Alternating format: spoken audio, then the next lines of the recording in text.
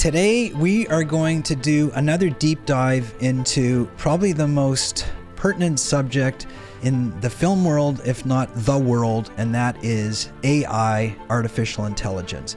It is changing at breakneck speed, and I feel like every time I do an episode on AI, I have to redo it because the changes happen so quickly. So I invited two guests back, David Vognild and Daniel Coté, who are experts in AI, who I'll introduce in a minute, and we're going to kind of update where AI is at. I trust that, we'll have to do another episode in probably another 2 or 3 months because of the speed at which technology is changing. But anyways, AI is changing the world, is changing the film business, and we all have to pay attention. So here we go. If you want to be a successful indie filmmaker, you need to know a lot about not just the production of movies, but the business. We are going to tell you the truth and reality of what really happens in the indie film business. Hello, everybody. Welcome back to Indie Filmmaking, Truth and Reality. I'm your host, Jeff Deverett, and today I have invited back David Vognild, who is an independent filmmaker who uses AI to make his films, and Daniel Coté, who is an expert in AI development and using systems. And we did an interview a few months ago.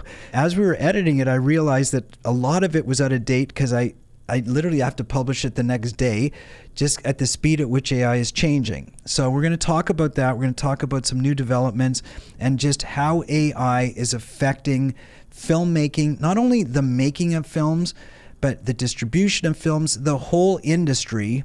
The way I describe AI, especially in the academic world where I teach at the 2 film schools I teach at, I say you got to think of AI as a freight train that has left the station and is traveling at 100 miles an hour down the tracks. If you're standing on those tracks, waving your hand, saying, slow down, you're just going to get run over. As much as you like it or don't like it, or as a creator, you're into it or you're not into it, this train is moving at breakneck speed and it isn't slowing down anytime soon. If anything, it might start to speed up even more. And so my advice is you got to get on board. You got to understand what's going on. I'm not saying you necessarily have to use all the tools or embrace them all, but you just need to know what's happening and sort of stay involved, because AI is going to change the world, not just the film business. It's changing the whole world, and it's changing it quickly. And as we talk today, as I said in my opening, I'm not even sure that this episode will be pertinent in a couple of months from now. It could be that the technology even changes more. So, Daniel, I'm going to start with you. Do you mind reintroducing yourself to everybody, telling us what you do, who you are, and how you're involved in the world of AI and filmmaking? Yeah, thanks, Jeff.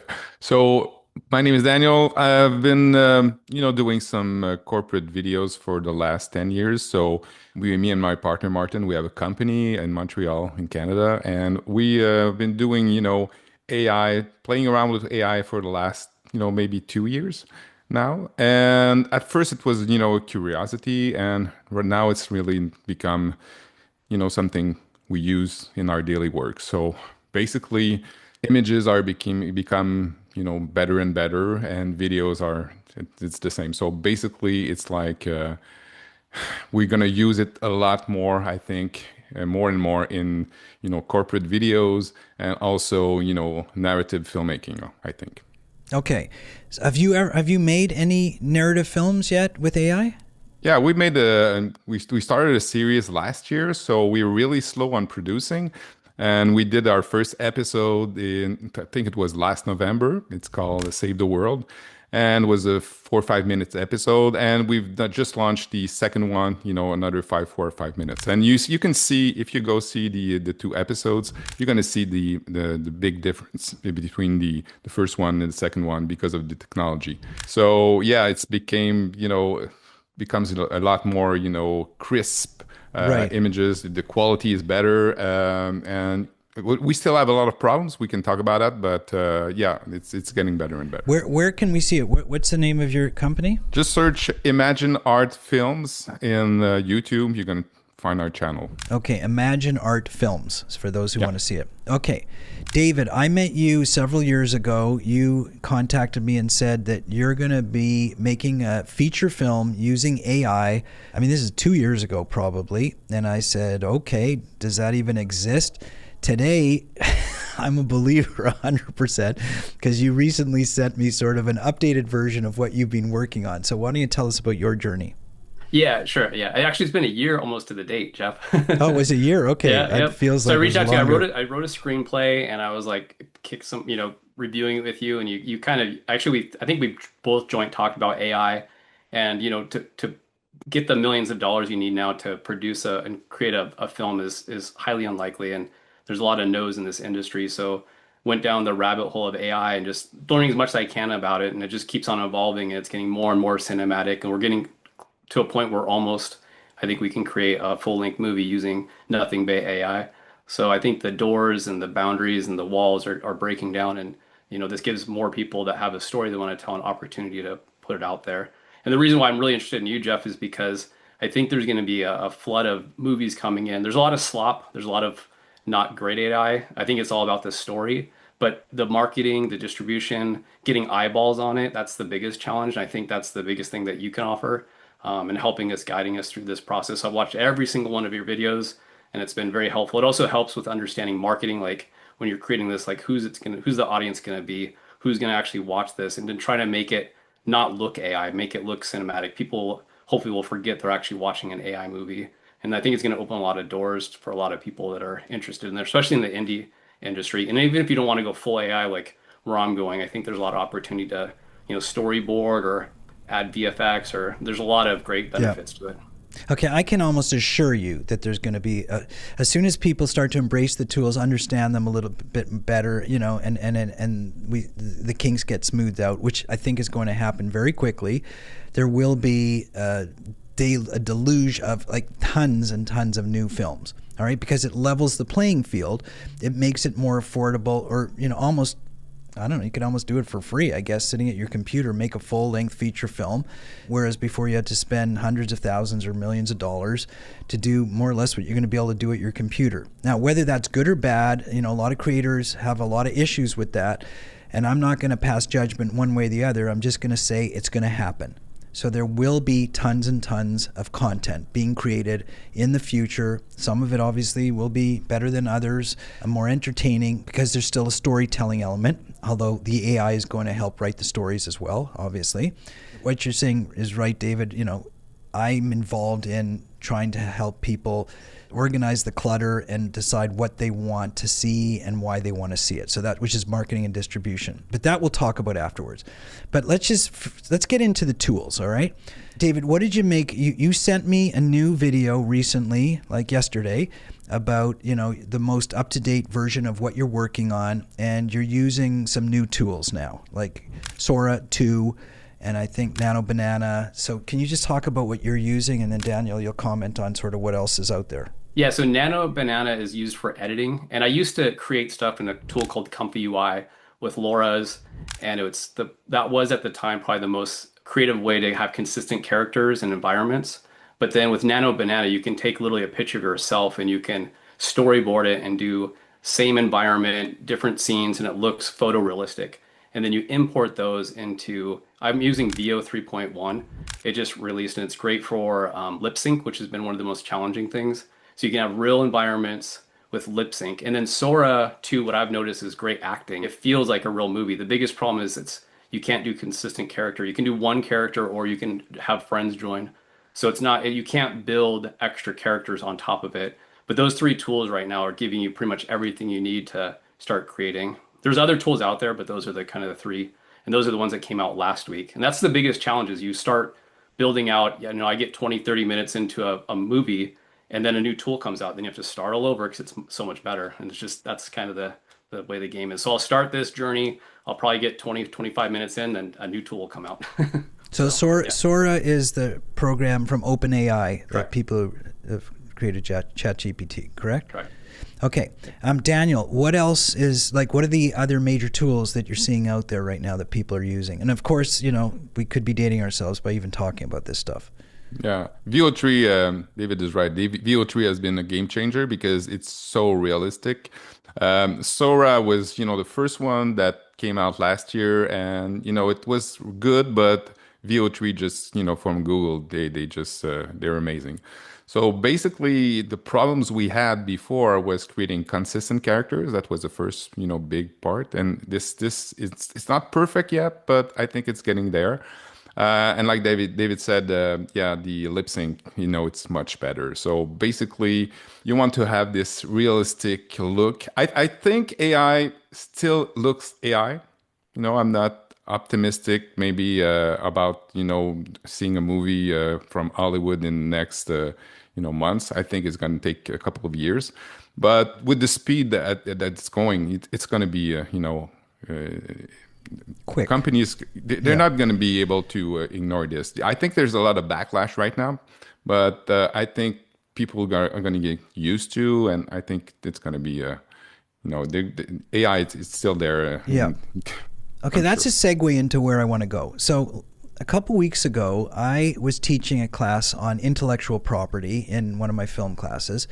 I showed them a video of Tilly Norwood.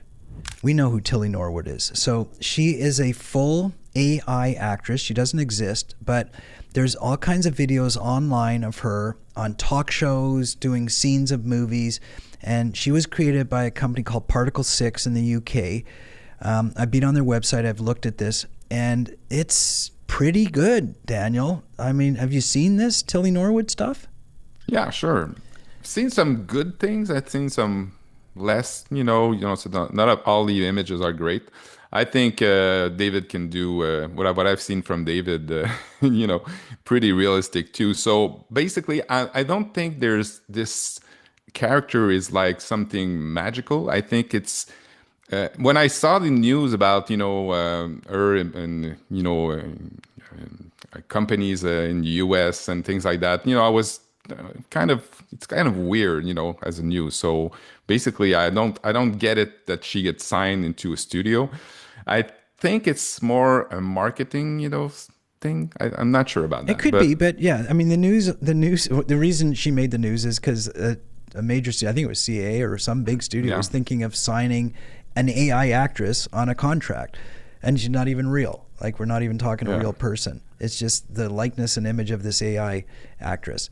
yeah. David, have you seen the Tilly Norwood stuff? Yeah, I would say it's the $500 question. And the reason why I'm going to say that is she has about 60,000 Instagram followers. So if you were to pay her to market her, you'd pay about 500 bucks.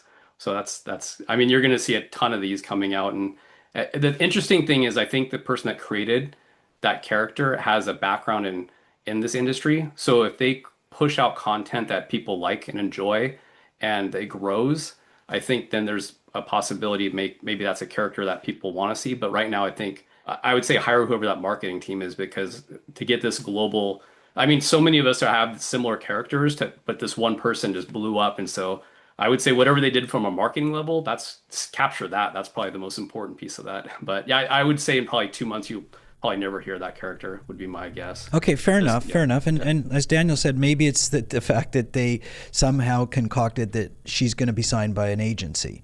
Like, Yeah. that's sort of what made the news, right? Because you're right, there's probably dozens, if not hundreds, of these characters already out there. I thought the videos were pretty good. Like, I mean, looked at them, I saw the newscasts, and then I went onto their website and I saw the kind of the promo video that they did for her. And again, you're probably right, there's many more that I haven't seen. But David, let me ask you this. We've talked about this before, you and I. Do you think the world is ready to watch non-human actors? I don't know. That's a great question. This is where I think actually instead of having a fully AI creation, so like in my movie, I'm one of the stars. I have like my own character. I can do my own. I can actually do my own acting, which I'm not very good at. I know, but You know, you photographed yourself and made yourself an yeah. AI character. Yep. And so I think that'll be the thing that you see is people actually putting themselves into it. And then you're a real person. You don't have, I mean, they already do it today. Like if you watch any superhero movie, it's all green screen. That's Correct. all this AI is pretty much doing. It's a similar situation here. So I think that's where people would, because you're a real person really doing the acting and you can actually have that performance there. And I think that's, people would enjoy that because they're already watching something similar today and enjoy it. So I think as long as the story's there, the editing's really good. Just like anything, you watch cartoons right now, right? People enjoy those. People will enjoy entertainment that's good. And I think, yeah, I think people are just fearful of it because it is so human realistic. So it's scary almost in some Yeah. points. But any new technology is always gone through this kind of mud, and they have to go through this until people see it and they enjoy it. So I think people will enjoy it. But there's gonna be a lot of slop. There's a lot of negative stuff people will see. There's be a lot of stuff when now you can't even watch anything on your phone and know if it's real or not real. Oh Like my yeah, no, wife you was have showing no me a idea. video and it was fake. I was like, that's not real. You can't. You So have yeah, that's no the problem. idea. It's hard to tell these days. But Daniel, you said earlier that there's a lot of pushback. I know there's a lot of legal pushback. I mean, the whole strikes last year with the writer strikes and the actor strikes, a lot of it had to do with the intellectual property rights of copying or having your AI models being trained by actual people and their images. But what other pushback are you hearing about? I feel in people around me, not just into our industry, but a lot of people, mostly everybody use ChatGPT from people I know, but nobody talks too much about it. I went to a runway meeting, a meetup last couple of months, and the first one is in Montreal, and there were no young people there. I feel, talking to my kids, I feel like the young people are more reluctant about AI. I'm not sure if it's just an impression, but I feel there's a lot of pushback about the younger generation and when we publish some videos, we have, I don't know if David you have the same, but we had a lot of comments, negative comments. So a lot of good comments, but a lot of comments that really harsh, about so pushback from the people. I Well, think the AI look. I think they don't like the AI look. I think it's like for it's now, not. we know that's going to evolve. We know that Yeah. technology evolves at breakneck speed, and it's going to get much better. Every day it gets better. We've seen that. But the pushback I'm talking about is replacing humans. That's the pushback. It's maybe replacing jobs, like taking jobs away, taking opportunities away, taking creativity away. Because we're talking AI, not only, the animation, the actors, we're talking the writing. If it goes in the direction that I'm seeing it go in, it could mean that there's no more film production. It's all done on computers. Right now, it's a tool. So maybe in some 5 years, 10 years from now, I think there may be a production that don't use any humans, but I don't see that in the short terms because when you start, writing something with AI, you have to curate it, you have to make it your own. It's like a good tool, but it's not, perfect. And the same thing when you create images, you have to create a lot of images to get some, cinematic, realistic images. And I don't see AI, being able to do that in the next couple of years. So basically, yes, there's going to be a shift, but I think it's in all the industries. People are gonna, people who don't know how to use AI. I think they're gonna have a problem. Yeah, no, it's happening in every industry. I mean, I have a lot of friends who are lawyers because of my legal background. And listen, there's ways to integrate AI in a very cost-effective way. Writing briefs and stuff, kind of the tedious manual labor stuff that people don't like to do. It's maybe a little more cost-effective and quicker and more accurate sometimes. I mean, you have to check it. Like, we're at the tipping point right now. So a lot of people say, no, it makes errors and it doesn't do it properly. And I agree, there are. But that's going to get corrected. I mean, and especially as machine learning, as AI teaches AI to do stuff, that's why it's going to be exponentially quick. Not that I'm an advocate one way or the other. I'm just saying this is the world. I mean, I don't think my generation, it's going to be my kids' generation, as you said. My kids are fully embracing it, I can tell you that. I mean, all of my students are. All my students are writing all their papers with AI, and I'm okay with that. I'm actually okay with it because I'm going to start grading their papers with AI too. And I told them that. So fair is fair, right? But David, you're creating a full movie. You just said that you created yourself as an AI character. Yeah, I put myself, my wife, my friends in it, so it's easier. I saw your whole family's in it. Is that your dog, by the way? Yeah, it's my dog, so I put my dog in it too. That's a beautiful dog. I mean, and the dog looked great as an AI character. You just take real pictures of your animal, use a Nano Banana, and I can put it in the pipelines and you just do a start and end frame. and then it looks cinematic. And that's like nothing. That's just like I think it's gonna be mind blowing. And then all the graphics you can put, you can put any car you want to put in. You could be flying any plane. Yeah. It's just it's a fun hobby. It's truly enjoyable. Okay, but you have, I mean, first of all, you had AI help you write the script. Kind of, yeah. So that's the original. I didn't. So I have zero background in any of this, and I just got inspired. And so I started writing the screenplay, and I used ChatGPT, and I didn't know it actually did this. So I didn't know about the formatting, and so I had to feed it in, and it started just helping me write it. It does go rogue a lot. So like Daniel was saying, you have to be on top of it. You can use it as a tool, but don't let it take over. If you want it to be your own story, you can only feed it maybe 5 pages at a time. Sometimes it'll start adding stuff that you don't want. You need to have the vision, the whole story you want to tell kind of in your head, and then you have to kind of drive it there.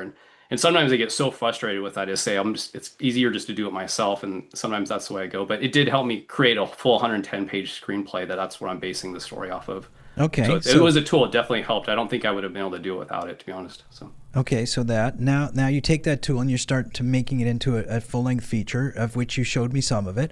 At what point, how far out do you think that your film will be finished using 100% AI and actually looks good, that an audience would enjoy it? I'll say earlier I thought it would be end of this year. I'll be realistic. I don't think that's going to happen. I think it'll be about 1 year from this date. It'll be fully done. I think this year I can complete probably 20 to 25 minutes with the tools that we have today. I'd like to release that to the world, get some feedback. It's not going to be perfect. I think it will be entertaining and cinematic. So, and it's kind of holiday based, so it's right around the holiday window. I'll put that out there, and then I can get feedback on it, see if people like it. Then I can continue to work on the story. Then I think by June, July, maybe August of next year, I could be done, and hopefully maybe get it distributed somewhere out there.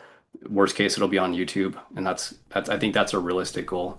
But the tools are changing so fast, so I could take that back tomorrow and say, yeah, it'll be end of this year. It's just hard to say. It's evolving very quickly. So. And do you feel like that you have special skills? I know you come from the technology world.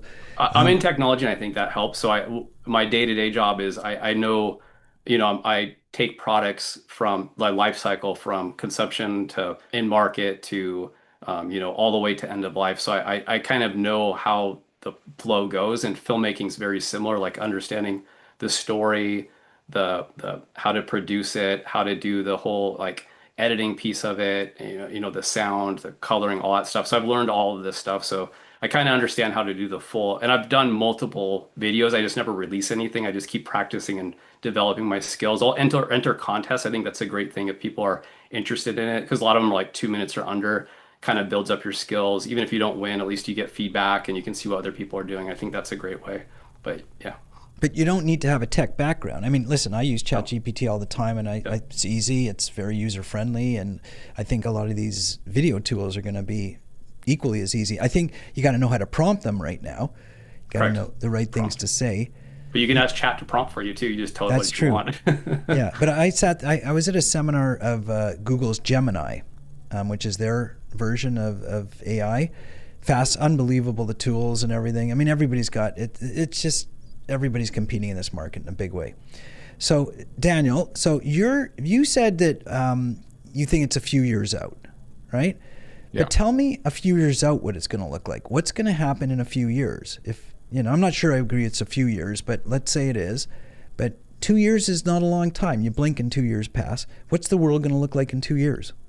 The real question you ask is, will there be a backlash about people listening to a movie done in pure AI? I don't have the answer to that. I'm not sure about that. So it's going up for the next few months and years. I think maybe we can have an audience for that kind of movies. At some point, I don't think people are going to be able to notice. And that's going to be another thing to think about, because at some point, do you tell people this is an AI movie or this is traditional movie? Is it real actors or parts of it are AI? How do you manage that? But once it's really, you cannot tell the difference. I think there's going to be, if people, are into it, I think it's going to be a lot of production there.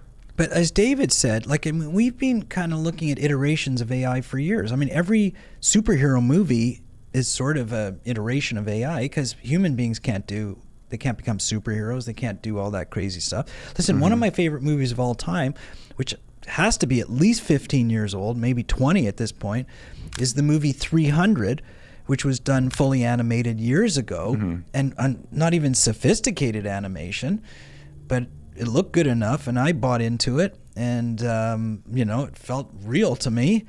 And that was, you're talking, a decade or two ago. It had a style, a specific style. So people who like that style and in 300, they're on board. But right now there's the AI look, and if we, right now people I hear from, when they look at AI, something's wrong. They look at the image. If you want to make something real, realistic, like David is doing, so you have to get some characters, you have to get some environments. Everything has to look, pretty much as the same as the reality. This is where I think we're going, but we're not there yet. And also for, physics, it's easy to do some headshots. Headshots are the most easy to do. Movements, character movements. We tried in one of our episodes to make a character open a car door, or the door of a car, and get in the car, and it was impossible.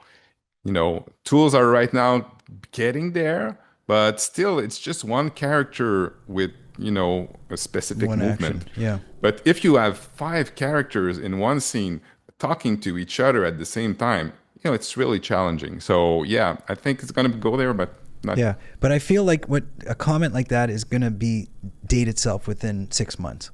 Like in 6 months from now, I feel like the technology will be so easy to do exactly what you just talked about.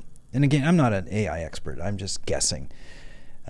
I know that from the last time we talked, the difference between what we were talking about in that episode versus this episode is night and day. But we still like struggle. Year. We still struggle. Each day we do AI, and we still struggle with sometimes it's really stupid things. Making a character do something. It's really hard sometimes to do with all the latest tools. So it's getting better. The look is getting better, more realistic if you want to do that style. But still, it's like we struggle again and again to do some basic things. So this is where I think it's harder than we think, to make reality. Because if you want to do a bunch of small movies, with no actors and things like that, then you can do pretty realistic things, and people are not going to notice. Once you're going into a real production, you need to have this consistency of character. You need to have this consistency of, the clothing, everything has to be perfect. Yeah. So this is where it's hard to do.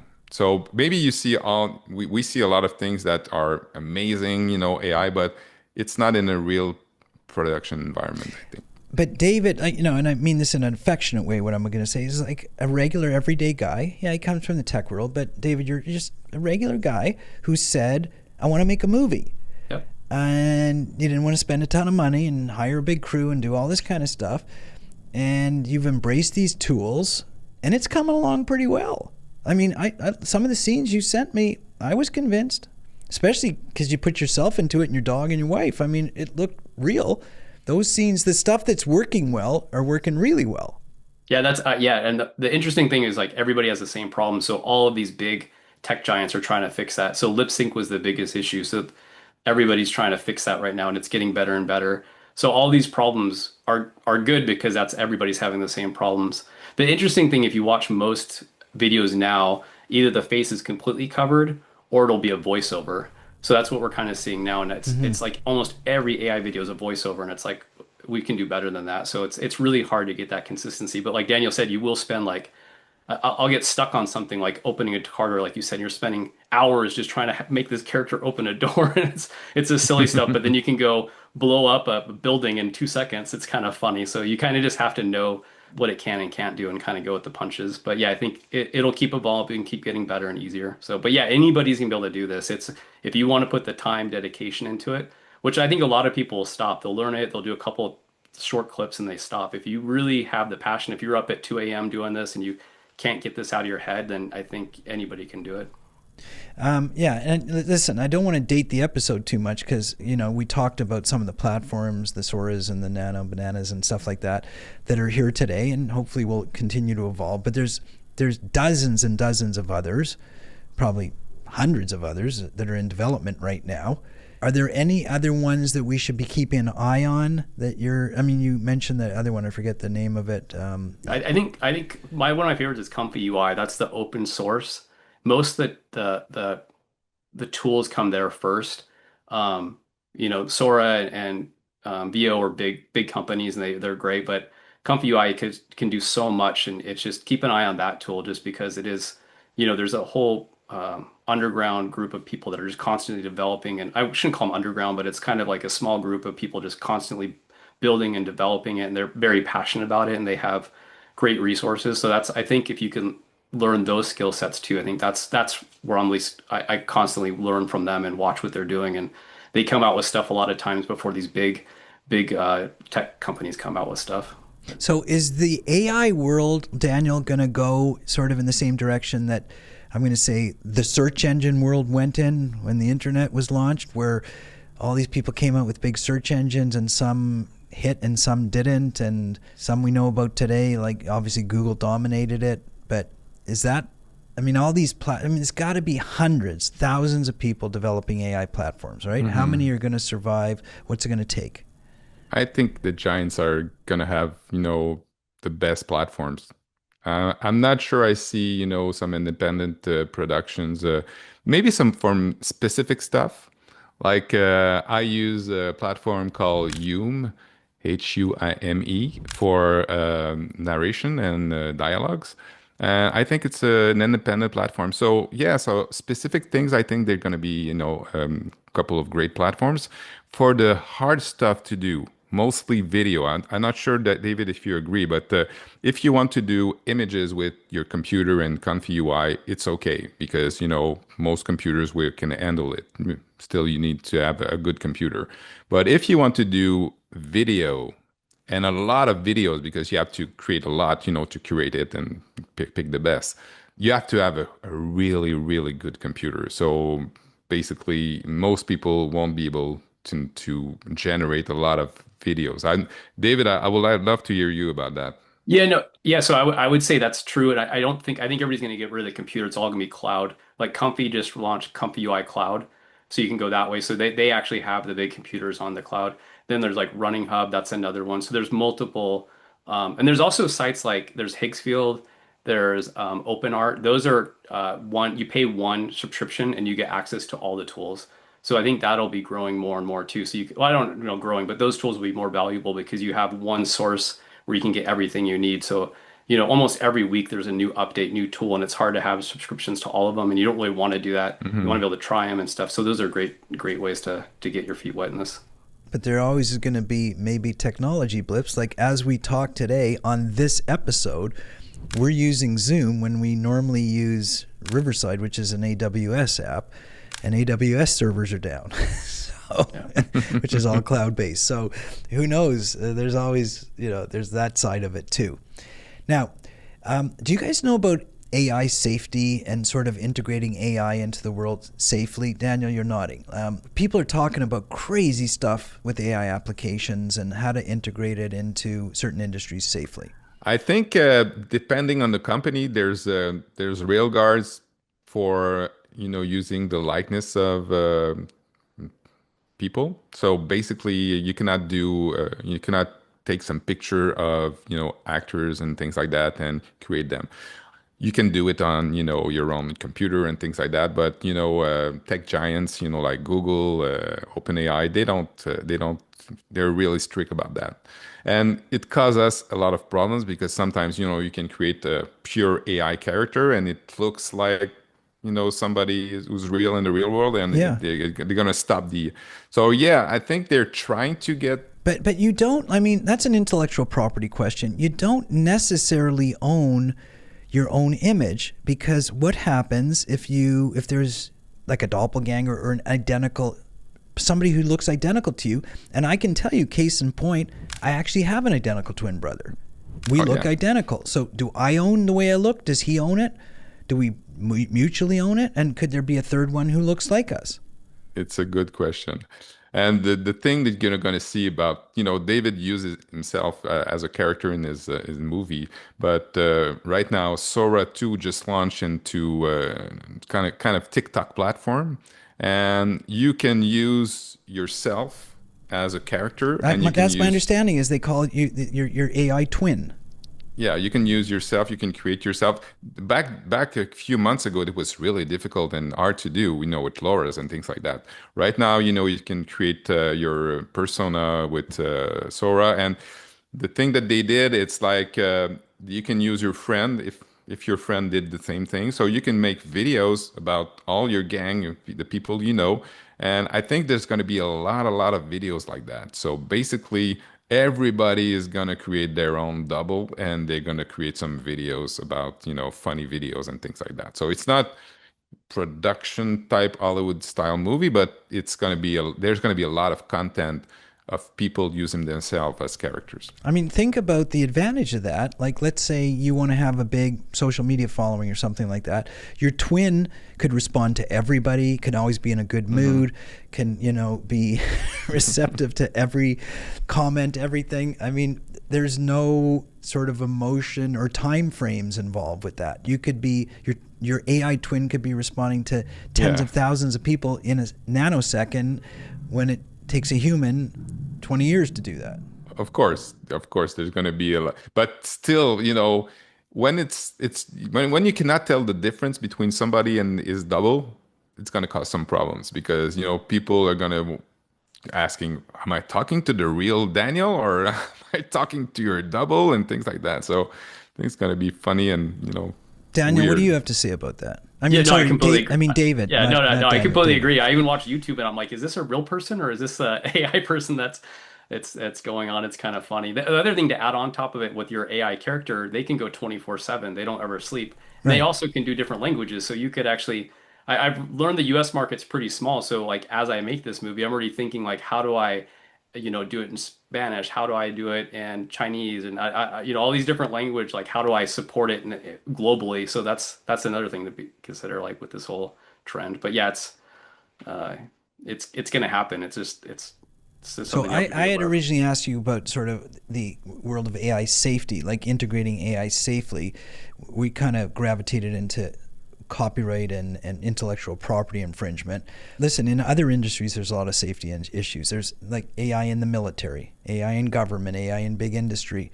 There's a lot of concerns in those worlds. Are there concerns in the entertainment industry other than intellectual property rights and copyright So, infringements? like Daniel was saying, I would use like I probably if you're creating your movie, you want to probably go with one of the bigger tech companies because they hopefully have done their vetting and have sign off on all the stuff you create with it because you actually own it in most of these. So I've done this, but most of the tools I look at what they're legally allowed to, am I allowed to post this stuff? Can I actually have like a movie? What are my restrictions around that? So I do that currently with what I'm creating. My goal is if I do honestly produce a full length movie, then I would actually probably need to hire on a legal a specialist just to kind of review it, give me feedback on the tools I use, and kind of sign off on it. So I will put a set of money to actually Everybody's have legal thinking this. Everybody's thinking the same thing that I'm thinking after you just said that. Like, why wouldn't you just have an AI legal platform review it for you? Yeah, they might be available at the time. Yeah, you give them $20 and they sign off and they take accountability. Sure, yeah, that's possible. But it's Yeah. something to consider because you don't want to. I mean, like with Sora 2, when they launched, they basically opened the floodgates. They had you could put any character, you could put, they I don't know how they got away with it, but you saw all this, it got flooded, and I think they did it on purpose.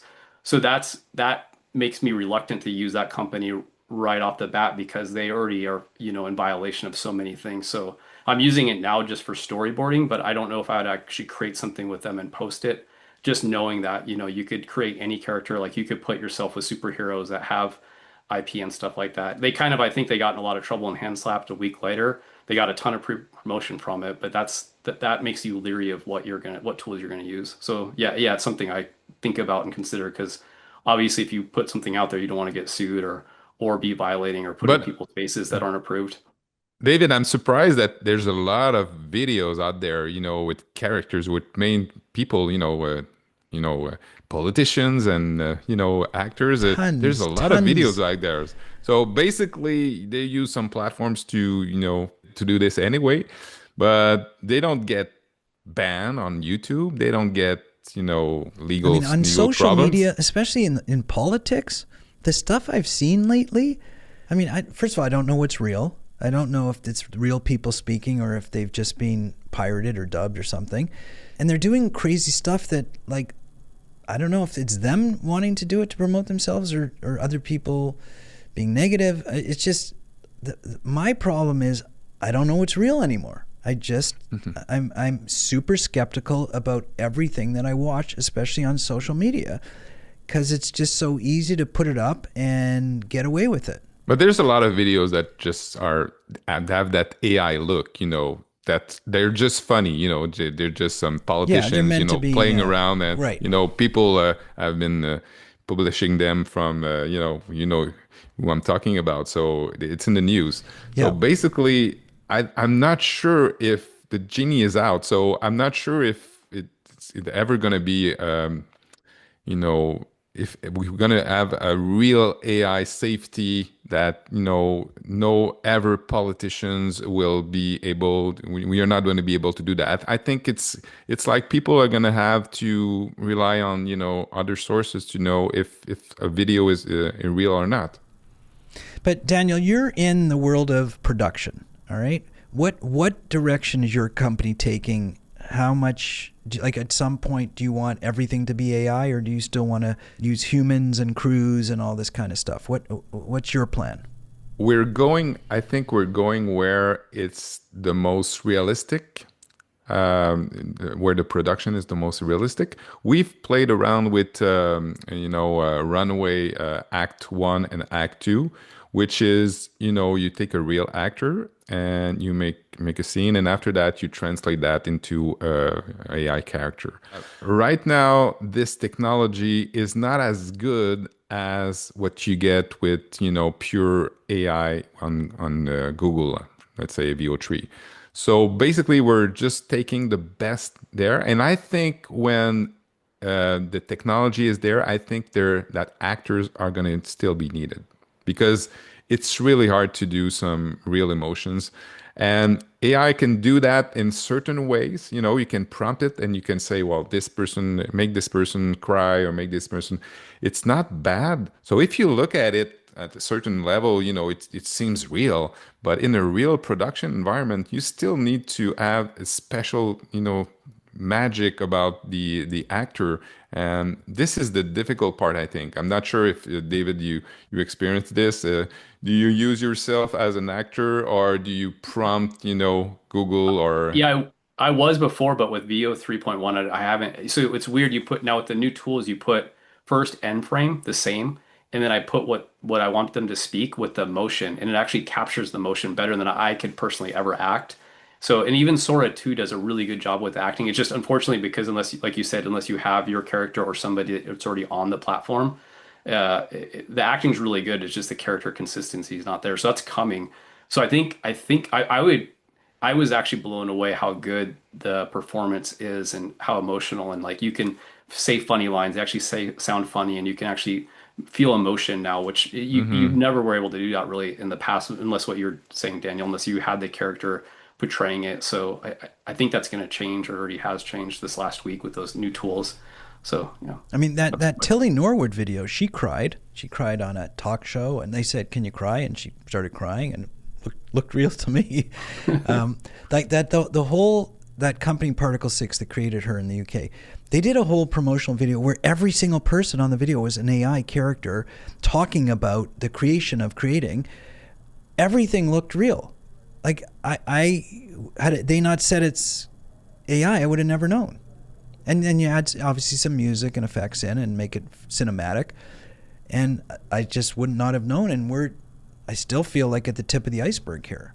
I don't know about you, Daniel, but I can tell when I see it. I know it's AI, just maybe because our eyes are now trained for it, so I can tell. So I can tell, like. But you spend a lot of time on those platforms, David. Yeah, with all due respect, I mean you got a more trained eye, and Daniel, you too. You're in the business. I just look at it, and I'm a filmmaker, but I'm just a human being, like an audience member, and I'm struggling. I'm not sure I can tell. You're struggling because I think what I've seen is been curated, and you can prompt a lot of different videos. Yeah, it's also been edited very well too. Exactly. So Yeah. basically, this is really different. You can pick and choose whatever you want, and this looks good. Let's keep that. And, you can create a video. In a real film production environment, you have a script, you have something, I know, that but you you're have to doing stick to. editing also. You're using a fraction of what you shoot in a movie. Yeah, I sure. mean, you're shooting, an hour of footage, you might use 2 minutes of it. But once you get what you want, this is the game changer, because right now I don't get what I want. I want to do a scene with 3 characters doing something, having a conversation and back and forth and things like that. It's really, really hard still. But like you said, maybe in 6 months, maybe in a year. I think it's more like 2 or 3 years. Yeah. So it'll be interesting to see the speed at which this technology starts to evolve more. In the meantime, I mean, do you feel like who is adapting this stuff? Who is really going at it? I mean, I know my kids are interested in it. I know all my students are. I feel like younger people are getting involved. I mean, David, no disrespect intended, you're not that young, but you're really involved. So maybe there's a lot of people, your generation, who feel like, hey, this is a way to maybe live their dream at this point in their life, a dream that may have already passed them because of money or time or whatever. I mean, David, what's your feeling on that? Is it a lot of... I'm almost the opposite of Daniel. I feel like the oldest person in the room. So whenever I'm on the Discord, like I didn't really even know how to use Discord, so I had to learn how to use it because that's where everybody's on. And everybody that's on there is, I would say, in their early 20s, 30s. And that's like most of the people that I kind of communicate or work with and stuff are in that range. There are some, like I'm in my late 40s, but most everybody I would say is 20 to 30. And I think it's just, if you're part of that group, that's who it is. I don't see too many people that are like in my age that are looking at this stuff. Just because it's too hard to learn it at that point, or? I think they're just not interested yet, or they just don't know about it. A lot of people, this is like what I've learned is, this is kind of a small corner group. Like there's not a lot of us that are really interested in this. It's growing, but it's, you're talking thousands of people. It's not hundreds of thousands at this point. You hear the buzzword AI and stuff, and people see like a little clip, but that's kind of the extent of it, and it kind of ends. But most of the people at least I am aware of are younger that are into it. Okay, well, let me ask you this though. So I know that you want to be a filmmaker. Like, I mean, that's your dream. And correct. So if given the choice right now, if I said, somebody will fund you for whatever you need to make your film, the traditional way with crews and actors and all this kind of stuff, or the resources to make it through AI, and hopefully that the tools will evolve enough so you can do it, what direction would you take? I would do AI right now, just less risk, to be honest with you. Just because I know how much it would cost me. I could get it out there. I think by the time I got a crew, which I would have no idea how to do, like what you do day to day, Jeff, is beyond what I think I could comprehend. But in this little world, I can control everything, and I'm the director. I know exactly my vision. It's contained. With AI, it's very contained. Make it happen. I think if I bring on 100 people, I would lose that vision and I would get too much. And the nice thing with AI, it's you can do it for almost free, like you're hundreds of dollars. And you can get it out there and see if people like it. So I think that's the advantage of it. I don't want to spend $500,000 to make something that nobody picks up, and I lose that investment. It just doesn't seem like the ROI is there. Which is kind of full circle. Like at the beginning, you said there's going to be tons and tons more content, and I agree for that reason, that there's not a huge financial investment. There's a time investment, which probably will get less and less because the tools will get better, but there's not that big financial investment of the crew, the actors, the locations, the equipment, all this kind of stuff that you need to do traditional filmmaking. Which I'd rather take the $500,000, hire you, and put it all to marketing. I think that would be a much better return. So I appreciate that. But the marketing tools are going to become AI generated also. I mean, but you have to pay to get that like commercial, or you have to pay to get that out there. And I think that for now, let's see what technology, what direction technology goes in terms of connecting with the audiences too. There might be, like, everybody's looking at different forms of delivery now too. Who knows what the world is going to look like in 10, 15, 20 years? As I always say, I mean, the joke I say, and it's not really a joke, it's, at some point, maybe there will be, Elon Musk will come up with like a chip, and I think he has it already, because I watch maybe a little too much Black Mirror, where you put a little chip in the side of your temple here, and you receive all your technology that way. Maybe it's already there and we don't know it. It could be. Like it could be, so I am not assuming anything. Who knows what the future has? And at some point, the realities of what are real, we have even no concept of what it could be. We can't even dream it up. But maybe the tech guys can. I mean, Daniel, final words on your view of the use of AI going forward? I think, like David, I would choose, AI production over traditional production because, like you said, we control everything. Right now, it's really frustrating because we cannot do what we want exactly, but on the way, there's going to be, new tools and everything. So basically, yeah, I think I'm not sure the really talented directors right now are, playing around with AI, but they're not full in. But when those people, because right now what we see is a lot of people that are like to play with AI because of the technology, but when you get some really good directors and crews and special effects people playing around with that, I think the results are going to take another level. So what I see is like when there's no stigma on AI, not as much as right now. I think it's gonna be, the way to go. And I think people are gonna get used to it. And at some point, they're not gonna be able to see the difference. And maybe, like you said, in 10, 20 years, maybe we're gonna open Netflix and ask, oh, I would like you to create me a movie with that kind of, feel, and maybe it's gonna be able to do that. But I think it's like 10 years or more. Well, it might not even be Netflix. It might be you just blink your eyes and it comes in. There is no Netflix, maybe. Who knows? Yeah. It's hard to say. But here's what I can tell you is there's a lot of creative, like filmmaking to me is about storytelling and being creative. I know I deal with a lot of indie filmmakers, and I can tell you a lot of them are super talented, great storytellers.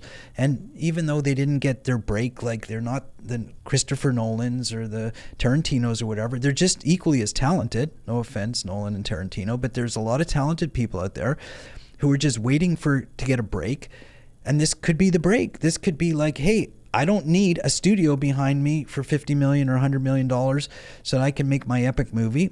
I'm just going to make it on my computer, with a team of computer programmers using AI tools. And it's going to be just as epic. And I'm going to tell the story in as compelling a way as these other big filmmakers because I'm just as talented.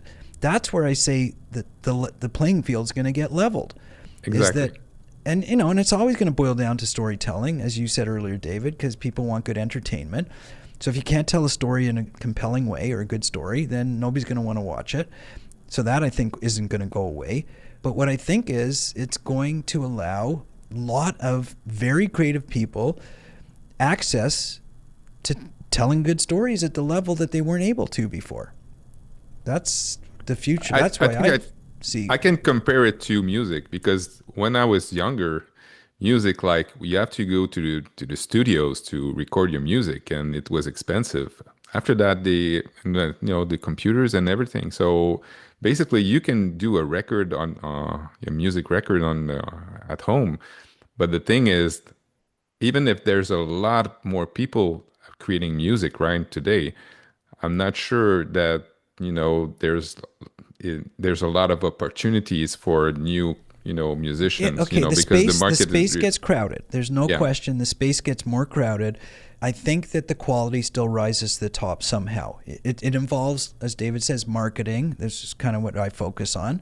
And audience access. You still have to be very involved with that. But good quality, hopefully, will rise to the top because people want good quality. So here's my take. I just want to make no mistake about my take on AI. Because, listen, I deal in the art world. I am an artist. I'm a filmmaker, first and foremost. I am not fearful of AI at all. All right. I believe that it is going to provide opportunity for so many filmmakers who otherwise wouldn't have the opportunity, and so many good storytellers who are locked out of the system in order to tell their stories and share them with the world. It will be a crowded space, I agree. But in some ways, I feel like that's leveling the playing field, giving people opportunities that didn't otherwise exist.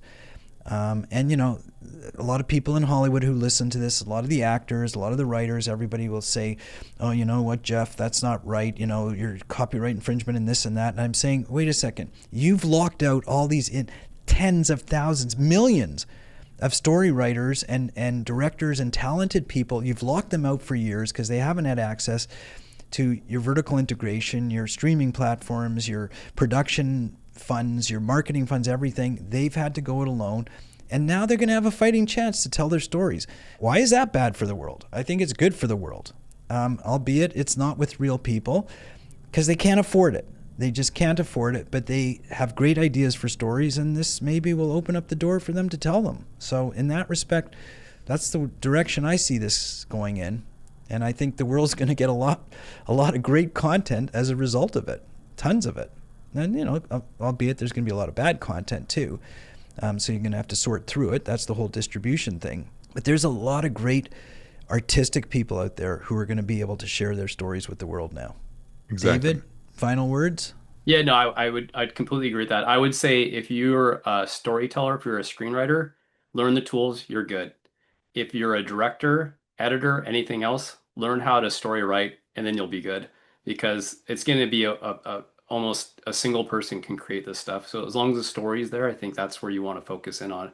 And then after you get the story, you can create it, and then figuring out how to get eyeballs on it. That's the biggest thing. So I think it's gonna open doors for so many people. I think it's a great thing. It's a good thing. Yeah. Listen, my focus, as you know, David, you've seen all my videos, is just how to get eyeballs onto it. When you tell that great story, how to get eyeballs. So I'm not really focused on telling the great story. I know a lot of people are, you know, most filmmakers are. I'm focused on how people hear about that great story that you told. So I'm looking at how to integrate AI into marketing more so than into storytelling, because it's equally, if not more challenging. So, okay, gentlemen, thank you very much. It's been eye-opening. I fear that we're going to have to talk, like I said, again in a couple of months. I don't fear. I look forward to it. But everything's changing so quickly. You know, Daniel, you kept saying 2 years. I'm not sure I agree. I'm thinking it's more like 2 to 3 months. But time will tell. We shall see where this goes, the direction. Maybe I'm watching too many YouTube videos about what's happening in AI, because I do watch a lot, and some of them frighten me. Just the direction other industries are going in, especially, you know, the Defense Department. That scares me. But in terms of creativity, I feel like we're about to see a lot of different changes. So, David, Daniel, thanks a lot for coming on. I appreciate your time. Thanks for having us. All right, so you heard what I had to say about AI. I just feel it's going to create opportunities for storytellers and lots of other very creative, artistic people to hopefully be able to share their content with the world. I feel like that's a positive thing. The negative part is it might eat up jobs. It might take away human interaction with other human beings. That's negative. I'm not sure my generation is going to love that, but whatever direction this takes, we'll see. And we'll keep you posted, because, as I said, this is a freight train traveling really quick, and it's not turning around anytime soon. Thanks for listening, and remember to subscribe. We'll see you next time.